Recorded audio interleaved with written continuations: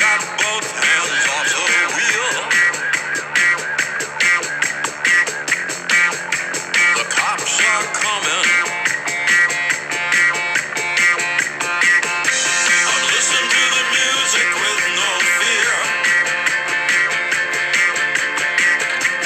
You can hear it too if you're sincere.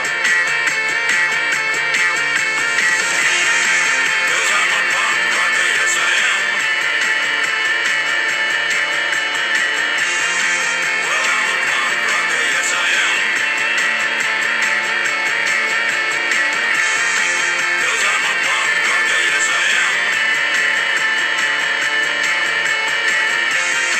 Well, I'm a punk rocker, yes I am. I see you stagger in the street, and you can't stay on your feet. Hello, everybody. Coming to you live from the ACA. We're back for another 15-minute fight tips. Today it's Friday, so usually it's fun, fitness, maybe some flashback fight analysis as well. Today's tip, or today's fight we're going to talk about is Tim Johnson. Last fight. Many of you guys have already seen that. It's become like a pretty well seen knockout viral video on social media and whatnot. But his knockout win over Tyrell Fortune was a really great fighter, one of their top prospects. Tim followed a game plan really well. And it's a game plan that you guys can implement again in your visualization with your shadow boxing, the types of things you're trying to do. Again, shadow box with purpose. Have an idea of what you're trying to accomplish in your shadow boxing. Have a game plan maybe for your imaginary opponent in your shadow boxing. So it's not just, oh, I'm losing battery here. Give me 1 second. I gotta plug this in. I have no power.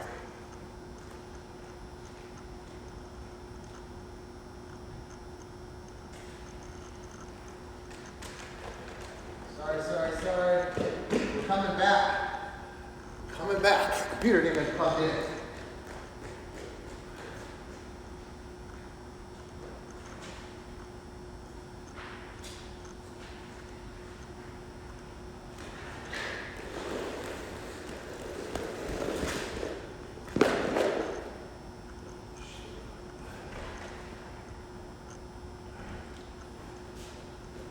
Okay, we're back. I gotta plug in the computer. We forgot to plug it in last night. So, fight tips. What was I saying? Oh yeah, before my battery almost died.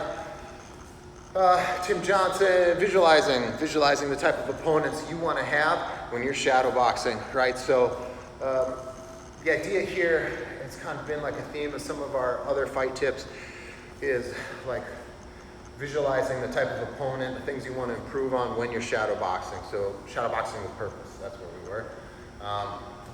Shadow boxing with purpose. So pick an opponent that you can shadow box against. Doesn't always, have to just be your shadow. You use somebody that's like moves forward a lot. You use somebody that's a wrestler. You use somebody that's a striker, etc. Talked about this before. So the fight specifically that we're talking about, Tim Johnson versus Tyrell Fortune, was Tim's last fight. It's a beautiful fight.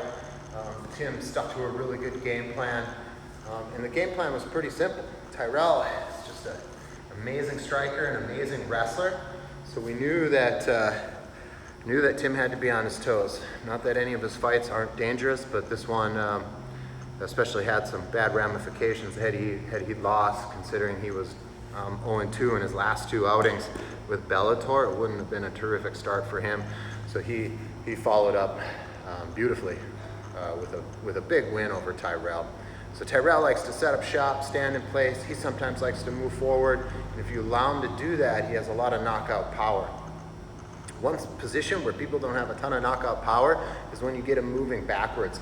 So in this case, Tim knew that he had to move forward. He knew that he had to let his hands go a lot, right? He had to be confident in his hands so that he could keep Tyrell on the fence. No pun intended, so to speak. So keeping him on his heels rather than on his toes. And that's exactly what Tim did, just kept moving him backwards throughout the fight. You can kind of see Tim trying to chase him down. Granted, this strategy sometimes has some negative consequences on guys that can cut the angle really well and whatnot. And that's sort of a risk you have to take. Tim did a great job cutting the angles himself, right? Cutting them off on the cage, stalking them down. Someone's been calling me. So what Tim did really well, right? Just running him down. And you can see that on the video, Tim chasing him, right? There's a couple times where that can be really risky, right? There's some negative consequences there. Tim ended up just blasting him with a right hand. Of course, it was his right. Tim doesn't punch people with his left. He's just a right-handed guy. So he just cracked him with a couple solid shots. In the previous exchanges, it's all the same though. Tim just moving forward, letting his hands go. Tim's got to be confident in his hands. He's got really great hands. He just doesn't let him go enough with that knockout power or the intent to put people down, and he's got it. So this is going to help him a lot moving forward with his confidence. So Fight Friday, right? So when we're shadow boxing, right, maybe move forward the whole time. Don't give up an inch. Constantly like moving forward. When you're doing so though, right, it's common.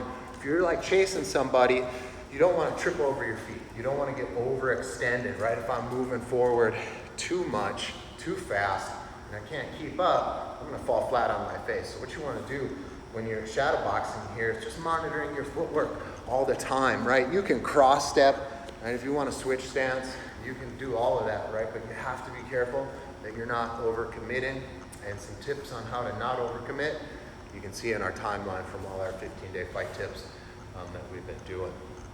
That's kind of Fight Friday. Just talking about Tim Johnson, Fargo legend, okay? So next thing we're gonna go into is Fitness Friday. So if I fall on my face, please forgive me. And I'll give you a couple other tips you can do. So a lot of us should have this type of ball at home. It's like a big yoga balance ball or whatever. Got to change my camera angle here a little bit to get a better perspective on this. Okay, so we did this with the tennis balls the other day. I'm just going to give you something to do really quick. The tennis ball drill, we were bouncing the tennis ball, throwing punches at it, catching the ball, etc. We were bouncing it hard, changing levels under it. And that's something you can do with this ball. Right? So right from here, first one you can do is just practice your sprawls, right? You can pull it away, pull it into you, drop your hip on it, right? So without a partner, if you just have this ball, you're gonna have to reach out, pull it towards you, get a little momentum going, right? Or if you have a wall, you can roll it off the wall, then it comes back, that's when you hit your sprawl. So rolling it off the wall, and then sprawling out on it, dropping your hips, visualizing your cross face, maybe your underhook, maybe your whizzer, right? Once you sprawl too, you can think about turning the angle, transitioning, turning the corner right away. So, little wrestling drill. Again, just off the wall, right? Bounce it off the wall. If you can't pull it to yourself, and if they made these things on strings, they'd be genius. So, pulling it towards me, hitting my sprawl, right? Or using my hand, working my sprawl, just getting really heavy with my hips here to defend. The next one we can do with the ball, again, is just bouncing it, shoot it underneath, right? That's it. That's it. Just working on our shot, work our timing, turn towards it right away. Okay, so we did this with the tennis ball. This is a little bit easier because it's bigger. Maybe it bounces a little bit higher, so you can use this as well. Okay, so there's your little fight tip for the day, or your fun solo workout you can do. So our Fitness Friday. This is the next one. Don't laugh at me if I fall on my face. I haven't done it in a while, but I like this one for jiu-jitsu. It's a good core workout. It teaches us a lot of control with our legs, our ability to move and whatnot. Okay, so from here, we're just gonna belly down. I wonder if we should back up. Go this way. We're gonna belly down on the ball and walk out. You guys can't see me there. I'll go this way first. I'm gonna move towards you guys right here. Maybe it'd be better backwards. You guys are gonna look at my butt. So here, I'm gonna walk out. Right? I've got the ball on my shins. I'm gonna walk like I'm doing a back step in jiu-jitsu, come back. Do a back step, come back. Then I can walk backwards on the ball, start over. So let's go this way. I walk forward, right? I'm gonna hold the ball with my shins and my feet. Got active toes here. I'm gonna do a back step and catch the ball. I'm in a push-up position. Then I'm gonna pull it straight again. I roll the ball the other way and back step. Oh, well, ball got away from me. That's the idea. Guess I'm stronger on one side than the other. So again, walking out, holding the ball with our feet, right? Good foot coordination, back and forth, just moving the ball here. And then we walk across, move the ball back and forth with our feet. Again, this is a good core workout. It's a good stability workout. Again, you work on your jiu-jitsu back step a little bit. Help improve your game. So fun with a body ball or yoga ball, whatever they're called. Next one we're gonna do, it's winding. You either need a sledgehammer. A lot of you guys probably have access to one of these in your garage. If you don't, it's a little bit trickier. But get yourself a hockey stick. This is North Dakota. Everybody should have a hockey stick, right? So the first one I'll do is with the sledgehammer, because it's a little bit easier. The wood's a little bit stronger, and there's a little more weight on the bottom. So we're gonna use this like a mace, okay?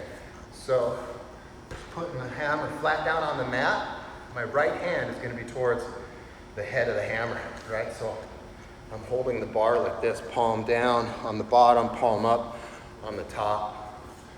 So right from here, I'm gonna keep this sledgehammer at like a 45 off of the mat. So I have to balance here. Again, upper body stabilizers now. So we just did our legs. Now we're gonna do our upper body. This is gonna be like a one-arm push-up. You guys can see here. So the idea here, keeping my back straight, on my toes, in a position here, start doing push-ups, right? It's almost like a one-arm push-up. All I've got here is my left hand holding onto the top to help keep my balance. So right from here, just doing my push-ups, up and down, just like that. And again, you're not gonna get your face or your chin or your nose all the way to the mat because you can't. You've got to keep it at an angle. Okay, so using a sledgehammer, go this way one last time. Right from here, palm down near the top of the hammer, palm up, bottom of the handle.